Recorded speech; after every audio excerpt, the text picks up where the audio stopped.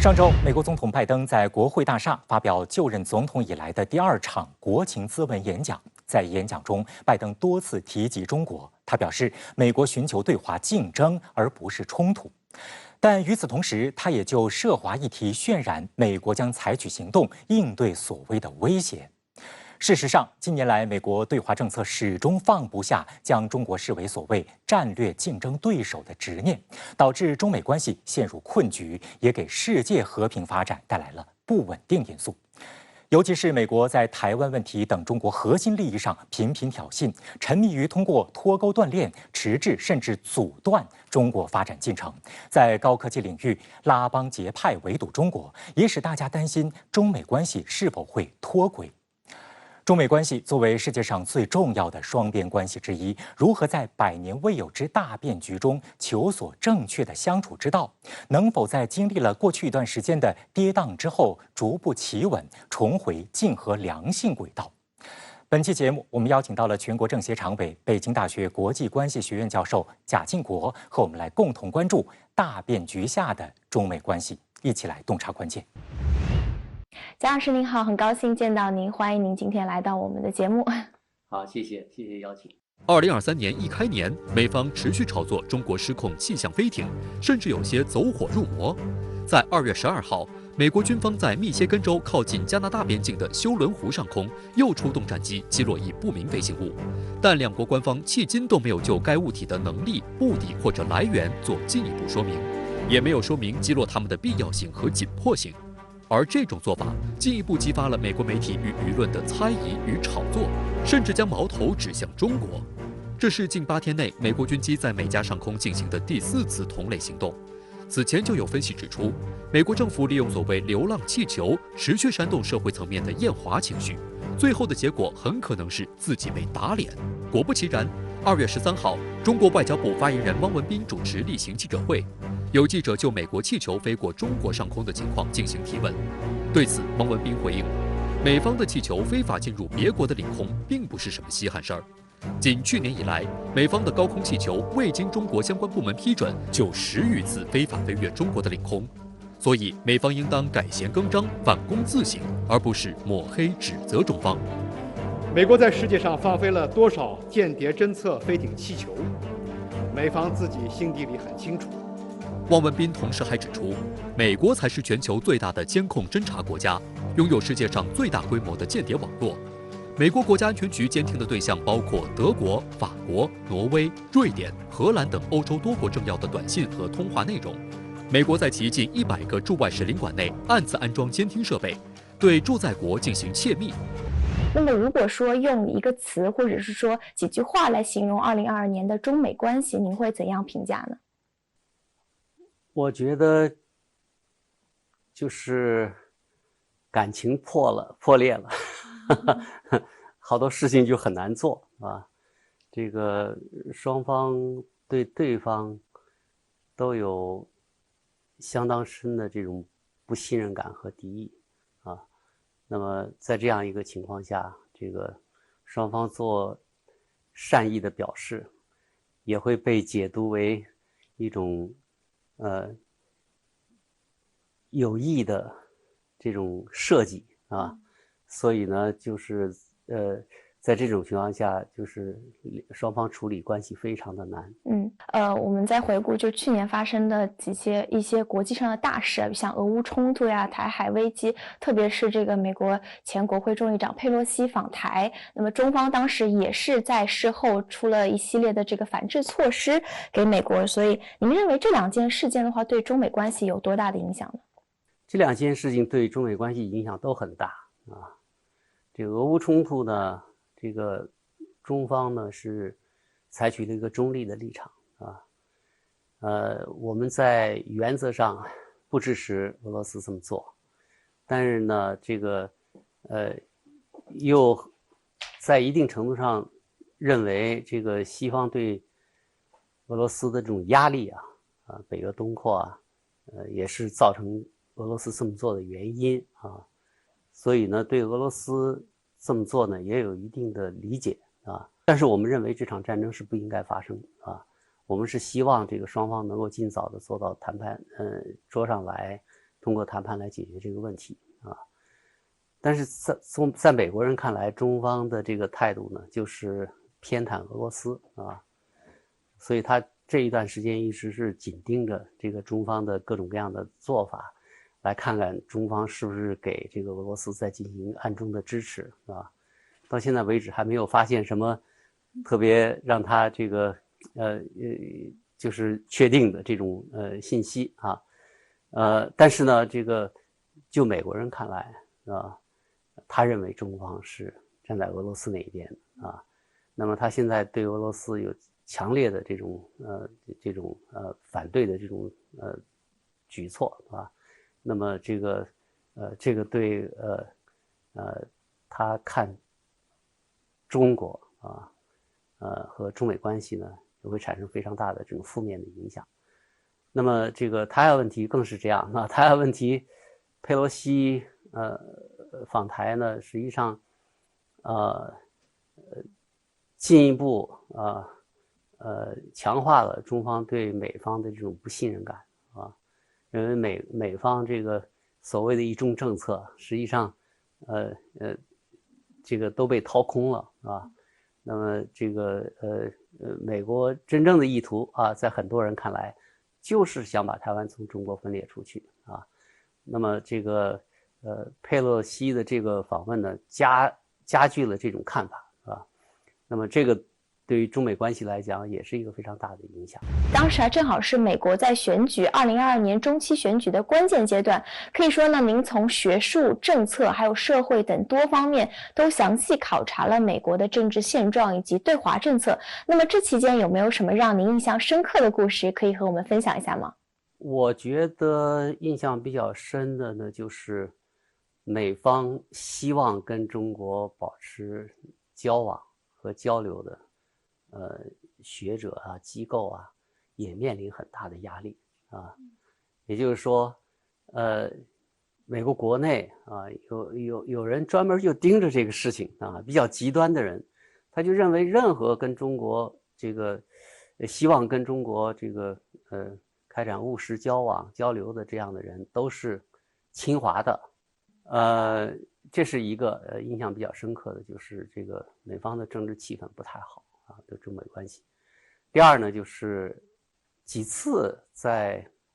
演讲完了以后，不是有一段时间进行讨论嘛？讨论的时候呢，总是有人提出来这样一个看法，那就是中方对美方做出善意的表示以后，美国不接，中方会怎么办啊？也就是说，这个中方比如说表达希望跟美方这个稳定和发展中美关系啊，在一些问题上开展合作，那美方不接茬儿，中方怎么办啊？就说为什么不会接呢？在很大程度上还是因为对中方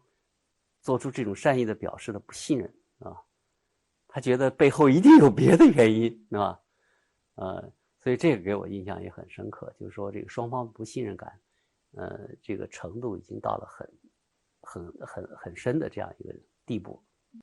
哪怕是这个善意的一种表示，也很可能被对方解读为一种恶意的一种操弄啊。也就是说，这个刚才讲感情破裂了啊，也就是信任感没了啊。那么在这个情况下，要想交流，就非常的困难啊。那么从美国的视角来看的话，中美是不是一定会陷入新冷战？那还是说，其实现在中美的关系只是两党妥协的一个交易品呢？中美会不会陷入新冷战啊？过去呢，我觉得不会啊，因为冷战历史上只有一个啊，那就是美苏的冷战。那个冷战有3个特点啊，一个是意识形态的全面竞争啊。第二呢，就是军事上的全面对抗；第三呢，就是经济上的全面这个隔绝啊。那中美之间啊，意识形态上没有说全面对抗啊，中国没有提出一套跟美国去全面竞争的这种普世的这种意识形态啊。中国强调的是中国特色的社会主义道路啊。那么这个只是根据中国的国情这个发展出来的只适用于中国。中国说你其他的国家也可以根据自己的国情去发展自己的东西，所以这个跟美苏那时候的情况非常不一样。再一个呢，就是军事上中国也没有跟美国全面的这个在全球布局去对抗，是吧？第三呢，就是经济上，不仅没有隔绝，而且呢是相互依存程度非常高，是吧？所以短期内呢，这个出现就是进入美苏那样的冷战的可能性不大啊。但是呢，现在因为刚才讲了关系不好了，感情破裂了，对吧？所以现在呢，在这个恶性的互动，那个也可能会走向就是正在加速朝冷战那个方向正在走，是吧？包括经济上啊，现在美国那边越来越多的强调脱钩啊，所以这个前景不容乐观。当前，您认为这个以竞争和对抗为主的中美关系，在整个中美关系发展历史上处于什么样的一个地位呢？我觉得，应该说是一个非常关键的一个历史阶段吧。啊，在这个阶段呢，这个双方都在适应一个新的变化，那就是中国的崛起啊。其实不光是美国人不习惯，中方也不习惯啊。我们很多人还是从弱者的角度看待自己的国家啊，还是从弱者的角度去跟外国人打交道，是吧？所以习总书记说，我们需要学会平视对方，是吧？这个为什么是这样呢？可能在很大程度上还是因为我们崛起的速度太快，我们心理上、认知上还跟不上啊。这个当然我们这个在很多方面也没准备好，是吧？你比如说这个，现在全世界哪儿发生事情，好像大家都想知道中国怎么想，中国觉得应该怎么办啊？那么中美之间实际上就是说，美国没准备好中国会那么快的崛起，所以他现在有相当大的这种担忧，是吧？他不知道中国崛起以后会是怎么样，他觉得很难适应，是吧？那么中国呢也很难适应，是吧？有的人把美国看得很强大，啊，这个觉得这个中国应该怎么办？面对强大的美国，对吧？有的人就把美国看得很渺小，啊，很弱啊，觉得中国现在是老大。那么这两种声音在国内都有，对吧？那么这个到底中国应该对美国采取什么样一个政策？其实国内竞争争论也非常的厉害，啊。那么这个美方内部争论的很厉害，是吧？中国到底是多强，是吧？那么中方也争论的很厉害，那么他们之间在这个过程中这个互动就变得非常的有意思，非常复杂啊。那么这一段时间这个中美关系最终的发展，我觉得对未来的中美关系是非常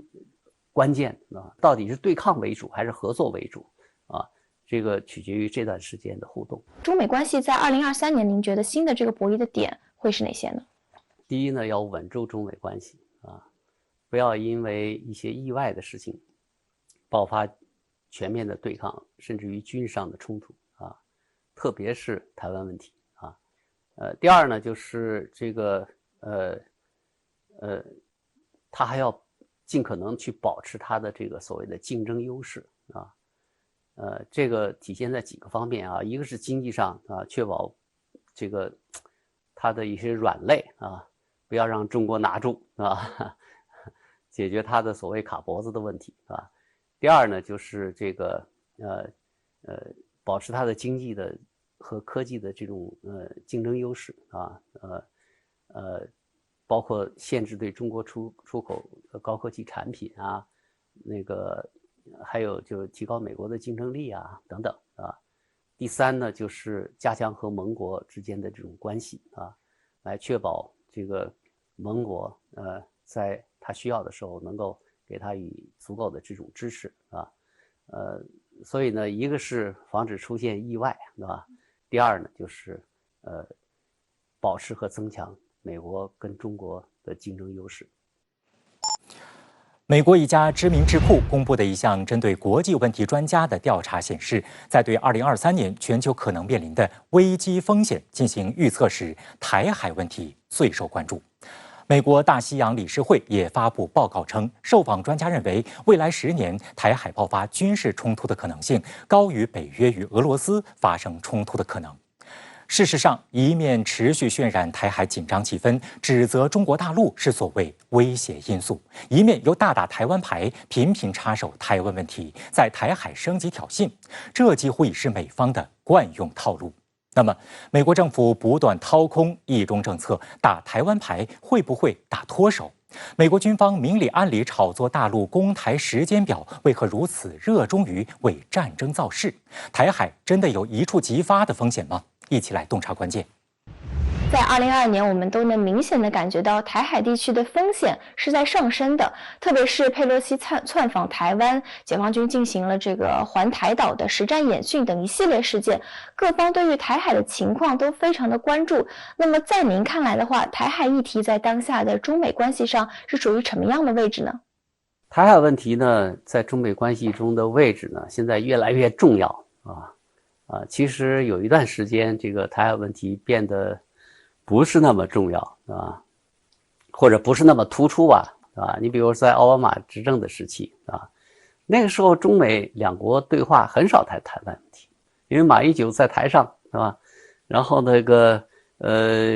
双方有9·2共识那现在呢，这种情况发生变化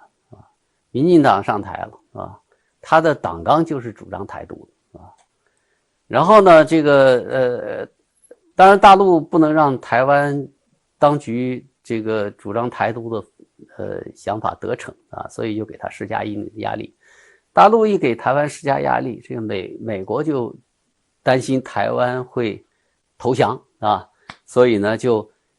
要给台湾打气所以就出现了一个循环这个反复的这种循环之后，这个台海问题就变得越来越突出，越来越突出，乃至于走向战争的边缘所以我在一篇文章里边把这个叫做完美风暴的形成就是说这个现在这个已经到了相当的危险的这样一个阶段那这个也就是在这样一个背景下这个拜登总统提出来在中美关系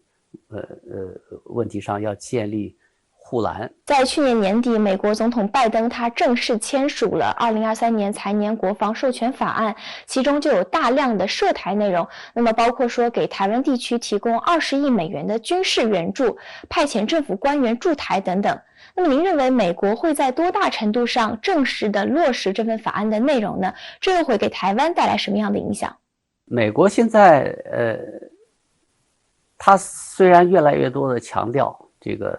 要给台湾支持，但是呢在台独问题上他还是不希望这个出现台独，倒不是因为他心理上不希望而是因为他觉得这个不现实而且呢，如果台湾这个搞台独的话，会引发中美之间的战争那么这个中美之间的战争不是美国想打的因为这个对美国来说，就算打赢了，他自己的损失也太大了且不说他打得赢打不赢因为现在是核战争是相互毁灭，而不是谁赢谁输的问题所以美国在台独问题上，实际上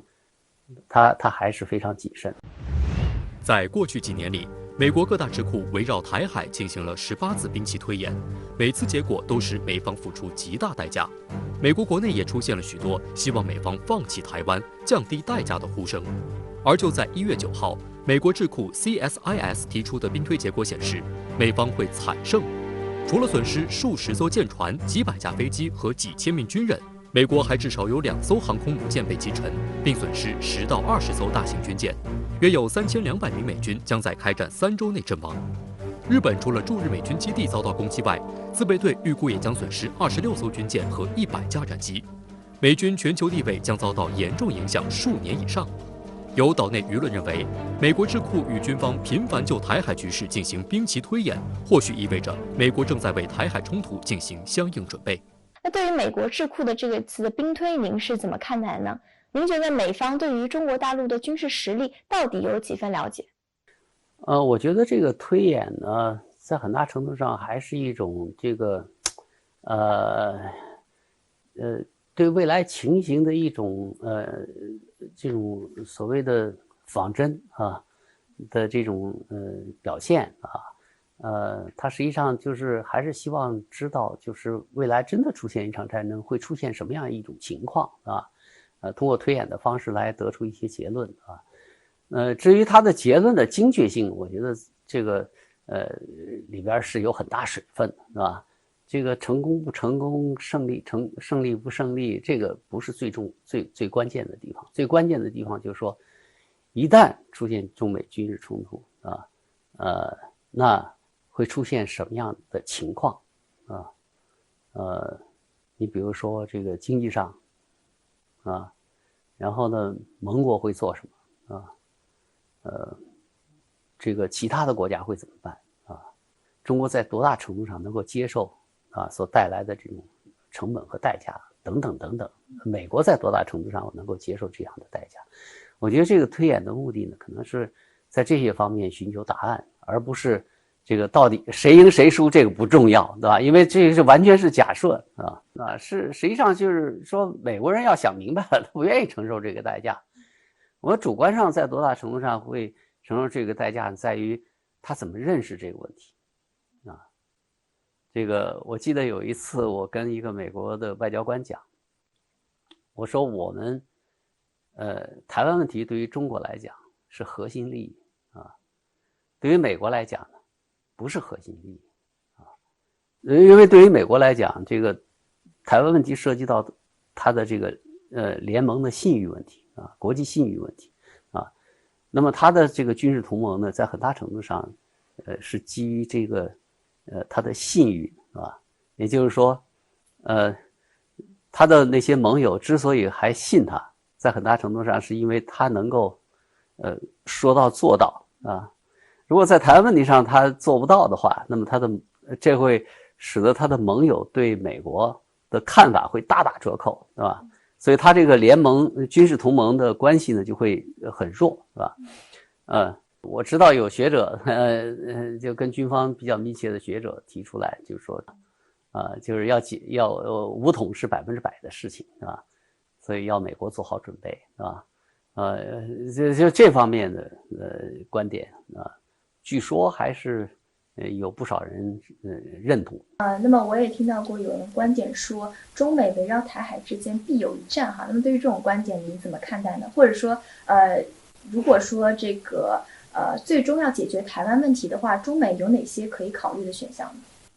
中美在台湾问题上必有一战啊，我觉得这个历史从来不是必然的，没有一件事情是绝对必然的啊，在很大程度上还是取决于人怎么做，是吧？在台湾问题上，我觉得中美之间这个很难解决，这是个现实啊。但是通过武力来解决，这可能性不大啊。美国在50年代的时候，它很强大啊，它也没有通过武力来把台湾弄独立啊。那中国未来很强大的时候，它会通过武力来解决台湾问题吗？我们有一个反分裂国家法啊，反分裂国家法的前提就是台湾没有从中国在领土主权意义上分裂出去啊，所以我们要反对分裂啊。那么既然台湾在主权意义上没有分裂出去，那在台湾没有出现台独，没有出现这个外国军队占领，没有出现这个台湾发展这个大规模杀伤性武器的这种背景下，中国会对台湾使用武力来解决这个国内的政治问题？那如果要解决的话，那不就等于中国人打中国人嘛？所以在这个问题上，我觉得，使用武力可能还是最后的不得已的做法啊。这个我们使用武力有3个前提啊，一个是外国军队占领台湾，一个是台湾宣布独立，再一个就是台湾发展核武器啊。我觉得这3个条件还是这个我们这个对台使用武力的前提啊。否则的话，我觉得我们是可以通过其他的方式啊，来最终实现国家的这个政治上的统一的啊，领土上从来没有分裂过啊。一旦台湾问题解决了，您觉得之后中美关系的走向会是什么样的呢？首先短期内台湾问题很难解决啊，解决一个问题是需要时间的啊。第二呢，就是这个即使台湾问题解决了，中美关系中的很多问题还会依然存在啊。两个国家的国情不一样，两个国家的经历不一样啊，两个国家解决问题的方法也不一样，所以两个国家之间矛盾的存在、冲突的存在是必然的啊。当然与此同时呢，两个国家的共同利益，共同的愿望啊，也有很多啊。我觉得中美关系呢，还是一个这个既充满矛盾，又充满了共同的利益和愿望的这样的一个关系，非常复杂。当地时间的2月7号，美国方面声称，美国防长奥斯汀在近期曾试图与中国防长通话，但却被中方拒绝。国防部新闻发言人谭克飞9号回应称，美方执意动用武力袭击中国民用无人飞艇，严重违反国际惯例，开启了恶劣先例。鉴于美方这种不负责任的严重错误做法没有为两军开展对话交流创造应有的氛围，中方不接受美方关于两国防长通话的提议。那么，美方一边说着希望重开军事沟通渠道的话，一边又做着无助于为开展对话交流创造应有氛围的事，说一套做一套，美国究竟有没有重启两军对话的诚意呢？2014年的时候是中美两军交流的高峰，中美两军呢在避免冲突和取得互信方面都取得了新进展。比较突出的呢，我们注意到是这个两军同意建立重大军事安全领域活动互信通报机制和海空相遇时的这个行为准则，都有助于两军减少误判和避免擦枪走火的可能性。那么现在来看的话，中美两军的关系是到了一个谷底吗？之前取得的共识还在吗？应该说，佩洛西访台使得中美两军关系跌入谷底啊，所有的军事交流基本上断了啊，当然后来这个两国元首见面以后啊，有一些恢复是吧？但是我觉得这个中美两军不能不交流啊，必须得交流，这是中美两个大的军事大国的这种客观的需求。不是你想要还是不想要的问题。两个国家要想避免相互毁灭啊，避免这个因为意外军事冲突引发这个不管是哪个层级的战争啊，都需要交流啊。那除此之外呢，这个两个国家要想解决自己的安全问题，其他方面的安全问题啊，包括核武器扩散啊，其他的大规模杀伤性武器扩散啊，包括这个维护国际海洋通道的安全，在很多这个国际安全领域，双方都有很多共同的利益，需要通过交流来促进合作的，来避免对抗。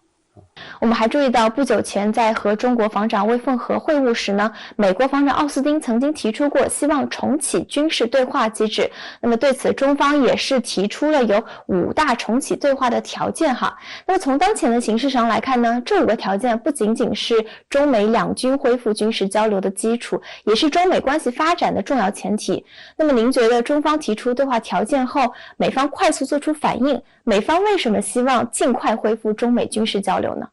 美方希望尽快恢复，还是因为对这个意外冲突造成的后果的这种担忧啊。那么中方提出这个条件，可能还是这个觉得美方提出的一些要求呢不太公平啊。中方也非常担心出现意外的军事冲突啊，但是他希望在更加平等的这个基础上，这个进行交流啊。所以双方在根本目的上是一样，根本利益上是一样，只不过就是说以什么样的形式，以什么样的方式来这个实现这些目的，在这些问题上是不一样。那么您之前也提到，中美两军需要加强交流，未来中美两军关系若要重回正轨，需要如何破局呢？这个取决于什么叫正常啊，两军关系什么叫正常，什么叫不正常。我觉得正常，我们现在所谈的这个恢复两军关系呢，可能还是恢复一种不太正常的两军关系，只不过比现在要正常一点。也就是说，这个至少你得交流吧，是吧？至少那些对话机制应该这个让它发挥作用吧，是吧？其实两军要真的正常，关系要真的正常的话，那可能就像这个两个友好的国家那样，是吧？他们的军队不是用来对抗的，而是用来合作的。对于中美未来恢复这个人文方面的交流，您有什么样的期待呢？我觉得中美交流是非常重要啊。这个过去我们有很多这方面的交流啊，这些交流呢是在很大程度上决定了我们到现在为止，还没有这个出现全面对抗，因为我们在一定程度上了解对方啊。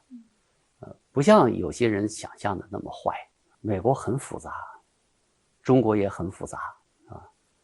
美国有一些人把中国看作是恶魔啊，看作是这个美国的这个跟美国势不两立的敌人啊。中国也有一部分人把美国看成那样的人啊。其实两个国家都不是某一个人所能代替的啊。实际上两个国家内部都有很多不同的人啊，有好人，有坏人啊，有了解外部世界的人，有不了解外部世界的人啊，有心理障碍的人，有心理正常的人啊，两个国家都有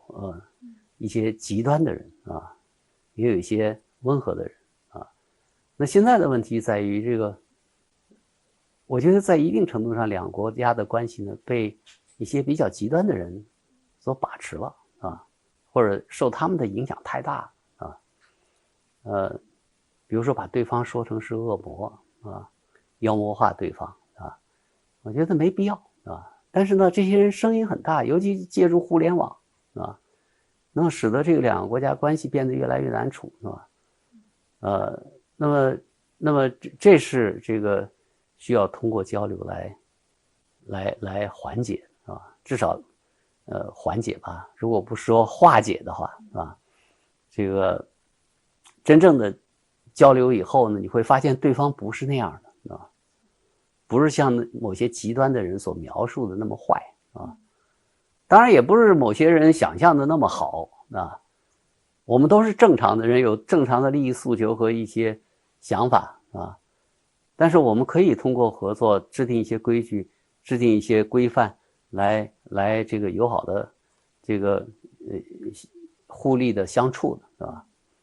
这个所以呢，这个我是觉得通过交流呢，两个国家比较善意的人啊，比较善良的人，能有更多的机会去合作，来共同抵制那些极端恶意的那些人，不要让他们去把我们的这个两个国家的关系带到沟里去。尽管当前中美关系面临了诸多不确定性，但是有一点是十分确定的，那就是中国的稳定性对中美关系形成积极塑造。这种稳定性既包括我们负责任的大国态度、对美外交原则和政策的确定性，也包括中国坚持办好自己的事情，一步一个脚印地实现综合实力的发展，并让自身的发展与时代大潮紧密交织。面对重重挑战，世界要好起来，大国要做表率。一直以来，我们坚持不懈探索中美两个大国正确相处之道，展现出最大的克制和善意。那美方又要如何相向而行呢？让我们继续与贾教授对话，一起来洞察关键。您之前也提出过，未来全球治理性有喜有忧，那么喜和忧分别体现在哪里呢？您给我们讲述一下，喜和忧哪一方是占主导的呢？我觉得喜呢体现在大家都意识到我们面临着很多共同的问题包括气候问题这个非法移民的问题恐怖主义问题跨国犯罪的问题这些问题现在大家都越来越清醒地认识到这些需要通过合作来解决不是哪一个国家单独可以解决的你这个国家再强，你也不可能单独解决你需要通过国际合作来解决。